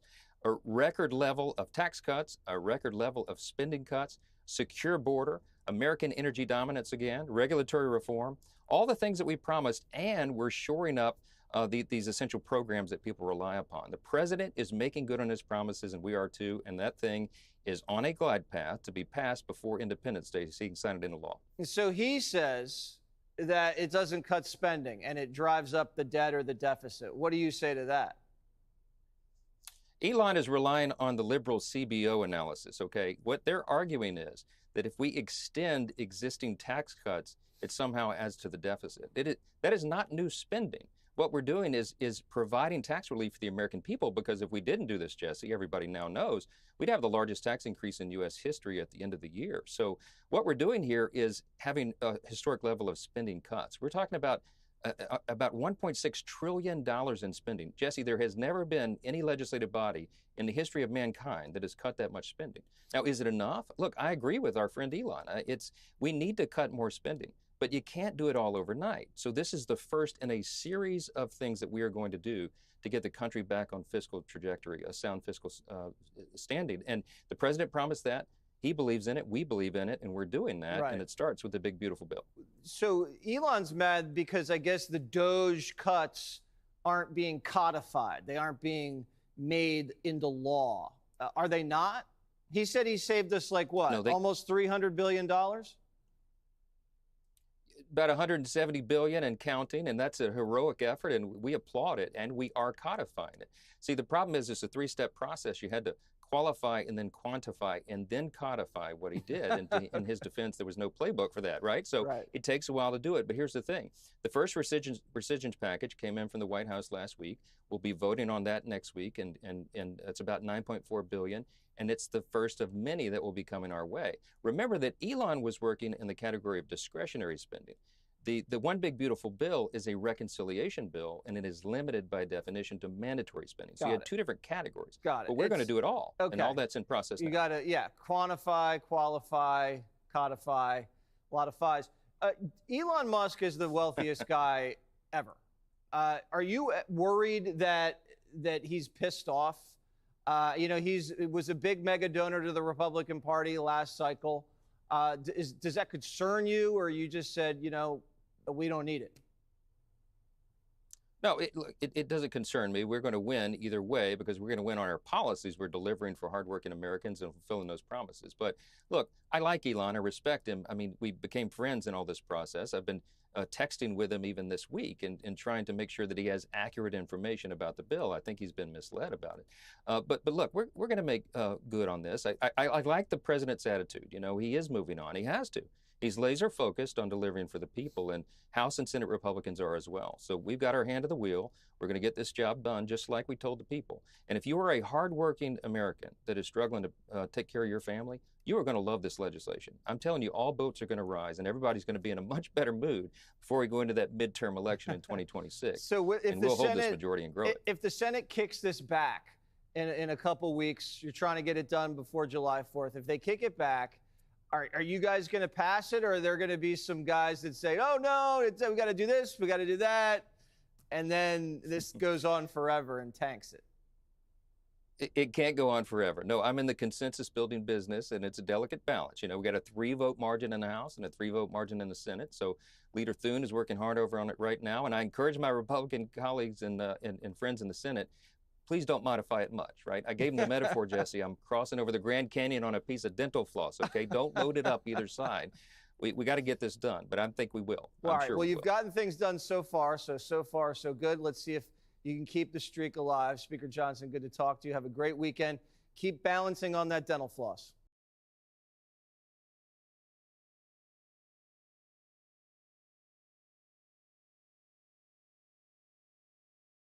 Time to drop the really big bomb. Donald Trump is in the Epstein files. That's the real reason they have not been made public. Have a nice day. Jesus Christ. I'm not participating in any of that conversation What between is he? Elon Have and a Trump. nice day, DJD. Someone should take his phone away. They're going back and forth about different things. And yeah. Well, he said he was disappointed in Elon. Yeah, they told him to leave. Jesus Christ, that's a crazy thing to say. How does he know? Does he know that Donald Trump is in the Epstein files? I mean, does he have access to the Epstein files? I don't know how he would, but I'm just staying out of the Trump-Elon thing.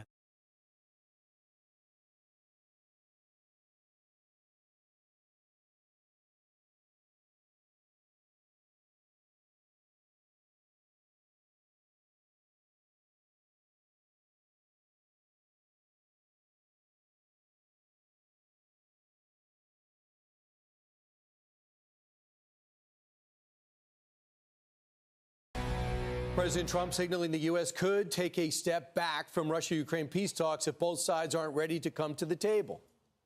Sometimes you see two young children fighting like crazy. They hate each other, and they're fighting in a park. And you try and pull them apart. They don't want to be pulled. Sometimes you're better off letting them fight for a while and then pulling them apart. Let's bring in retired four-star General General Jack Keane with us now. General, your thoughts? Is the president right to let them fight it out?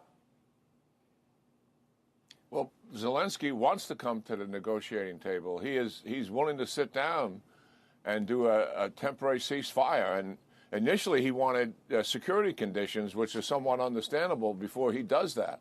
And the president leveraged him to come to the table without any conditions, pulled intelligence, pulled military assistance. So now there's only one party that doesn't want to come to the negotiating table and agree to a ceasefire and eventually negotiate a peace agreement, and that's Russia. So I think this is very one-sided at this point. And my thoughts are the president should leverage the Russians much as he did Zelensky and the Ukrainians. And let's go for the maximum sanctions.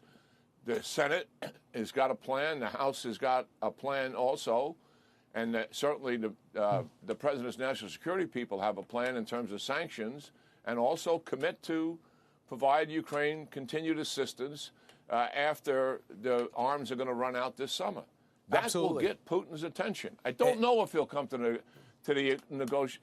a peace agreement, but let's try and find out. It's part of the peace process. Let's leverage Putin, much as we did Zelensky. Use the Senate, and they got over 80 Senate votes. That was I'm in awe of what they pulled out over the weekend and the exploding the bridge again for the third time. I hear more surprise attacks are coming. Congratulations to Ukraine. Wall Street Journal report today, Iran orders material from China for hundreds of ballistic missiles. How much longer are we going on with this charade of peace talks with Iran and nuclear talks? Well, first of all, let's just discuss the ballistic missiles for a second. When the first strike that Iran ever made against Israel back in April of last year, 300 things in the air. Half of them were drones, but 105 of them were ballistic missiles. 4 of them got through. When the Israelis attacked Iran in October, Iran reattacked, this time only with ballistic missiles. 200 ballistic missiles, 40 of them got through. That really worries the Israelis. Why? They had 11 minutes warning. They got all their airplanes off the deck. They got people into bunkers at those airfields. Iran only attacked military targets on the Mossad headquarters. If Iran attacks civilian population centers, like Tel Aviv, like Jerusalem, with 300, 400 ballistic missiles, that is going to be an issue. And the sooner we get this thing stopped with the Iranians once and for all, it's in Israel's interest, and it certainly is in the United States' national interest as well. And we've got to bring this thing to an end. And if Iran is not going to negotiate legitimately and stop the enrichment program and dismantle their program, then we have to act, in my judgment, and take this system down and their ballistic missiles for the reason I just stated, because they are a significant threat. 81 years since the invasion of D-Day, your thoughts? Well, Brian, it's the day that changed the world. I mean, the seminal event of the 20th century was World War II. Close to 100 million people killed as a result of the war in both regions. And the reality is that outcome was in doubt in 1944, whether we could defeat the Nazis or not. The invasion of Normandy was the key to success. And when that operation succeeded, we know for a fact now that the German general staff knew that the war was over. The United States and allies were making a two-pronged attack towards Germany, one coming through Italy and the other one coming through France, and the Germans were pressuring from the east. If they had stopped it cold, it's doubtful whether we could have succeeded or not. So it's not an understatement to say that's the day the world changed. That's the fact. 81 years ago today. General Jack Keane, thanks so much. Have a great weekend. Yeah.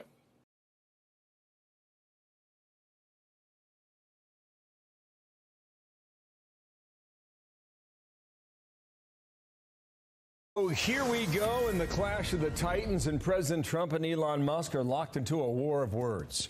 It all started with their disagreements over Trump's big, beautiful bill. That was about a week ago. The question now, where are the two headed from here? This was some action that you seldom see, huh? Hard to look away. Dana's got the day off. I'm Bill Hemmer. Welcome to Friday, America. And Jackie, you brought some news with you. Good morning. Good morning, Bill. Good to be with you. I'm Jackie Heinrich. This is America's Newsroom. Yeah. I feel like most Republicans are watching this and feeling like their parents just got a divorce. That could be. And you wonder if there's an opportunity for reconciliation. And at the moment, we really don't know, right? And we're just taking it a step at a time. Yeah. But that action yesterday afternoon was something else, and we'll get to it now. Yes. President Trump posting in part, quote, "I don't mind Elon turning against me, but he should have done so months ago. This is one of the greatest bills ever presented to Congress. This puts our country on a path of greatness. Make America great again." So, Jackie, the tough talk between the world's most powerful man and the world's richest ranged over topics far and wide, personal and political. Seems nothing was out of bounds at times. A far cry from the scene in the Oval Office last Friday afternoon. Trump giving Musk a golden key as a thank you for his work at Doge. And I gave him a little special something we have here. Thank you. A very special that I give to very special people. I have given it to some, but it goes to very special people, and I thought I'd give it to Elon as a presentation from our country. Thank you. Thank you, Elon. Thank you. Take care of yourself. Peter Doocy is live at the White House with new details on where things stand. Peter, what are the vibes over there this morning? Jackie, we can report this morning that the Tesla President Trump bought for staff to use as part of a demo on the South Lawn to help Tesla is going to be either given away or sold off. And that President Trump, that Elon Musk rather, was wearing thin on President Trump for about a month. Have him criticize me than the bill, because the bill is incredible. You know, Elon's upset because we took the EV mandate. Elon and I had a great relationship. I don't know if we will anymore. The lowest blow came from Musk. He said, "Without me, Trump would have lost the election. Dems would control the House and the Republicans would be 51-49 in the Senate." The president eventually said, "The easiest way to save money in our budget, billions and billions of dollars, is to terminate Elon's government subsidies and contracts. I was always surprised that Biden didn't do it." Accusations about being on the Epstein list also flew around. The closest thing to a détente so far was Musk writing, "You're not wrong," to billionaire Bill Ackman, who wrote, "I support Donald Trump and Elon Musk, and they should make peace for the benefit of our great country. We are much stronger together than apart." And officials here basically say the big, beautiful bill is more important to President Trump than making nice with Elon Musk.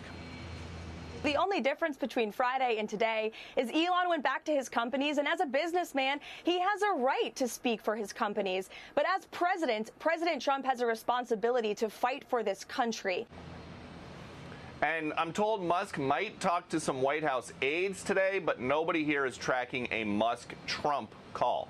Jackie. All right, Peter Ducey, thank you. Okay, so let's go over it now. You want to start, Jackie? And I'll tell you, the last time the president commented about this publicly was at 4:06 p.m. Eastern time yesterday.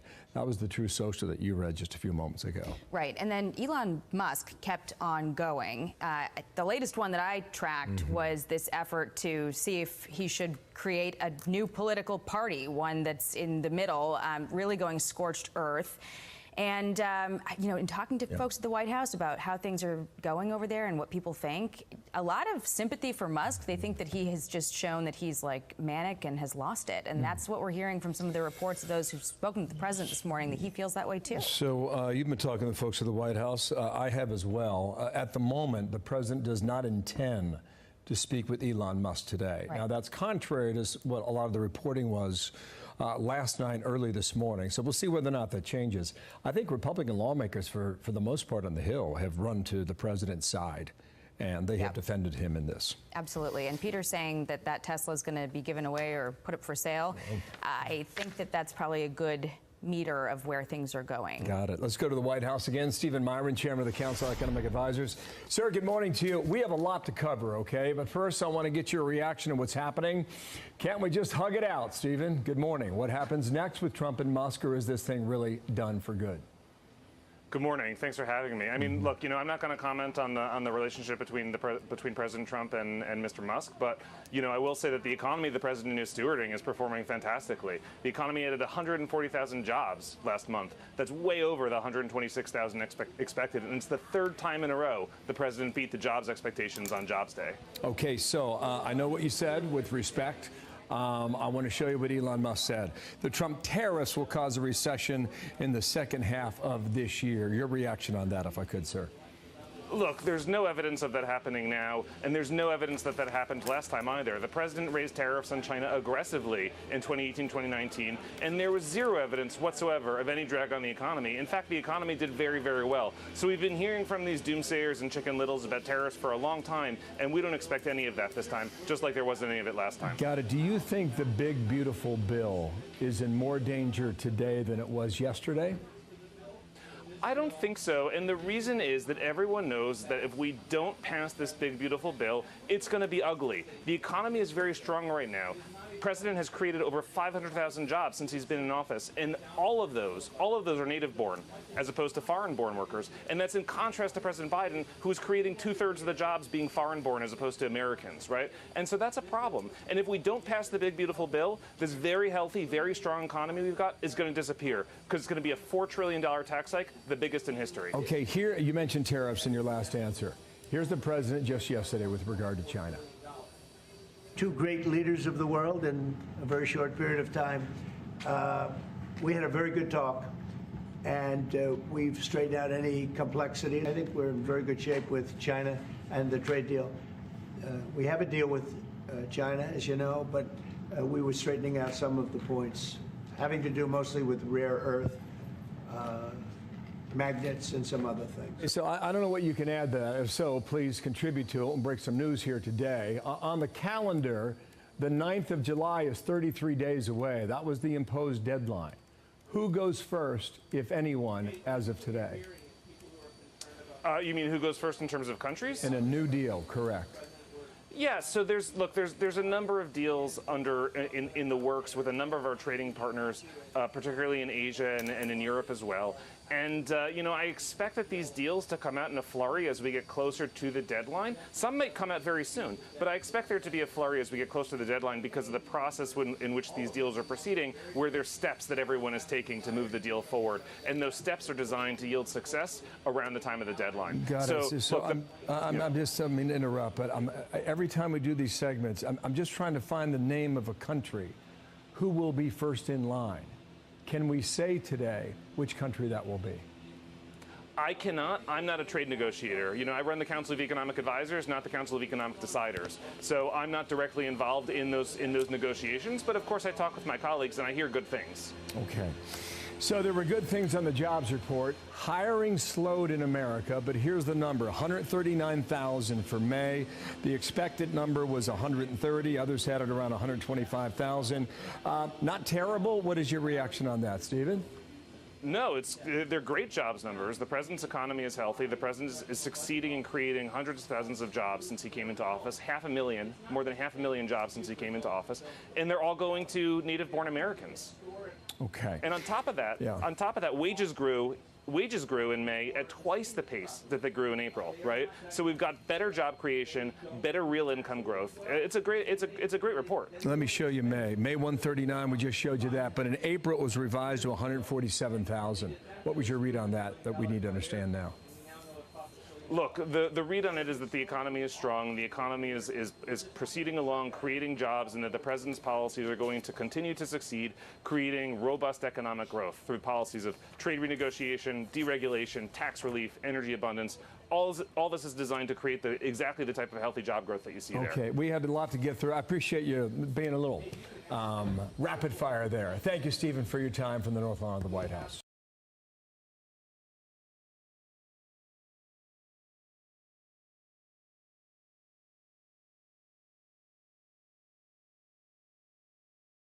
A day of online jabs, threats, and accusations leading to the New York Post cover, "I hate my ex." But cooler heads could still prevail as White House aides are reportedly working to broker a truce between President Trump and Elon Musk. Fox team coverage to kick things off this Friday. David Spunt will have more on the probe of former President Biden's decline. But first to our Aisha Husty. She is live where it's all happening, the White House. What are the chances that Musk and Trump get on the phone today and talk this one out?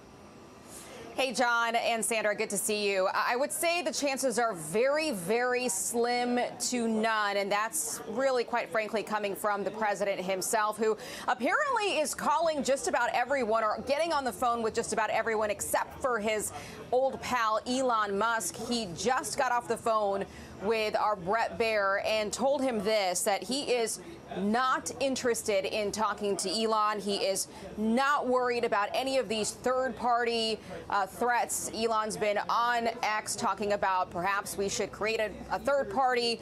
And Trump also pointed to some favorable polling that shows that there is strong support for him across America and also amongst Republicans on Capitol Hill. Of course, this all started because of the big, beautiful bill, and Elon is still trying to kill that. And here's a direct quote from the president this afternoon. He says, "Elon's totally lost it." So we don't expect to see a phone call between these two men, at least today. We shall see where this goes. In the meantime, the White House here, John, is trying to figure out what to do with that red Tesla with Florida plates that, remember, Trump bought at full price back in March. It's still sitting here on the White House grounds, and we are told it's either going to be given away or it's going to be sold off. The president actually has not said anything on camera about this dust-up today. He dodged a question late last evening after briefly commenting on Musk during a visit with the German chancellor. Watch this. I'd rather have him criticize me than the bill, because the bill is incredible. You know, Elon's upset because we took the EV mandate. Elon and I had a great relationship. I don't know if we will anymore. Mr. President, any response to Elon Musk claims about the Epstein files? So for his part, Musk appears to be a little bit more open to mending relations. Last night, he posted on X that he won't, in fact, be decommissioning the Dragon spacecraft after he posted that he would do that. And then he replied, "You're not wrong," to a post by David Ackman, who wrote, "The two men should make peace for the benefit of our great country. We are much stronger together than apart." So at this hour of this breakup watch here at the White House, President Trump not budging. He departs for Bedminster later this afternoon, about 3 o'clock, and that will be what we expect the first time we'll see him today. And maybe he'll talk to us and the cameras about what he thinks about Elon. John. Well, be sure to ask him about that red Tesla, because the denouement of that little item is something that we're all interested in. Are you interested in that Tesla, John? Well, no, I'm interested in the story. And the fact that it's got Florida plates on it. By now, it's supposed to have D.C. plates on it, I think, though maybe the president gets special dispensation on that. Thanks, Aisha. Keep us posted. Sandra?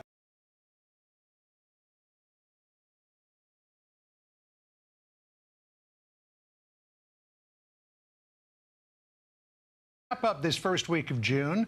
Yes, already. Many families are looking ahead to all things summer, camps, barbecues, family fun, and vacation time. It's all ahead for many Americans. Maybe there's even time to squeeze in a stop at a theme park. The world-famous Dollywood turns 40 years old this year and has been named America's favorite theme park for the 3rd year in a row. If you haven't been, you should go to celebrate decades of memories and chronicle the park's rise from a small roadside attraction to a global tourist hub. A new documentary titled The Dollywood Dream is now available on YouTube. Here's a peek.